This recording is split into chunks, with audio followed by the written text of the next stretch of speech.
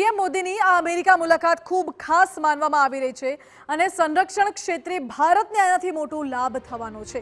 આ Guardian drone જે ભારતે ખરીદ્યા છે તેનાથી ભારતની સુરક્ષામાં વધારો થશે। ખાસ તો કયા કયા મુદ્દાઓ પર ડીલ થઈ છે તે આપને સમજાવીએ। MQ-9B ડ્રોનની ખરીદી ભારતે કરી છે અમેરિકા પાસેથી। આ ડ્રોન દ્વારા સતત નજર રાખવામાં સરળતા રહેશે સીમાઓ પર। આ સાથે જ સેમિકન્ડક્ટર પ્લાન્ટની પણ ડીલ કરી છે। કોલકાતા માટે આ સેમિકન્ડક્ટર પ્લાન્ટની ડીલ કરવામાં આવી છે અને અદ્યતન લશ્કરી પ્રણાલીઓનું સહ ઉત્પાદન કરવાની પણ ડીલ કરવામાં આવી છે।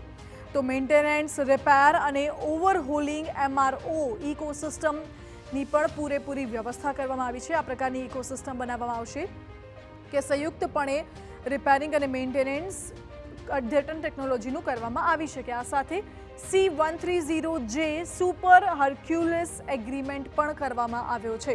આ મુદ્દાઓ પર ડીલ થઈ છે ભારત અને અમેરિકા વચ્ચે અને Indus x innovation and collaboration અંગે પણ ડીલ કરવામાં આવી છે। આ તમામ એ મુદ્દાઓ છે જેના પર ભારત અને અમેરિકા સાથે મળીને કામ કરશે અને આગળ વિકસિત ભારત 2047નો જે મિશન છે, જે લક્ષ્યાંક છે, તેને સાકાર કરવા માટે આ બધી ડીલ ખૂબ મહત્વની સાબિત થઈ શકે છે। દ્વિપક્ષીય સૈન્ય કવાયતો અંગે પણ એક ડીલ થઈ છે।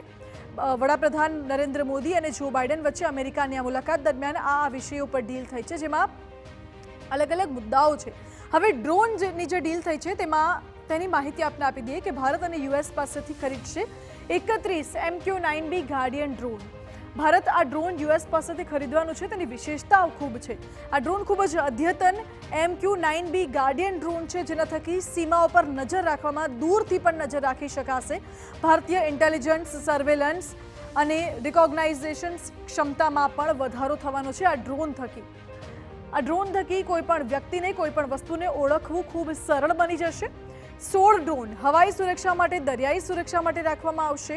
ભારત 31 ડ્રોન ખરીદવાનું છે, જેમાંથી 16 ડ્રોન હવાઈ સુરક્ષા અને દરિયાઈ સુરક્ષા માટે રહેશે અને આ સાથે ધરતી, સમુદ્ર અને હવાઈ ક્ષેત્રે વધુ મજબૂત બનશે આપણા સુરક્ષા દળો।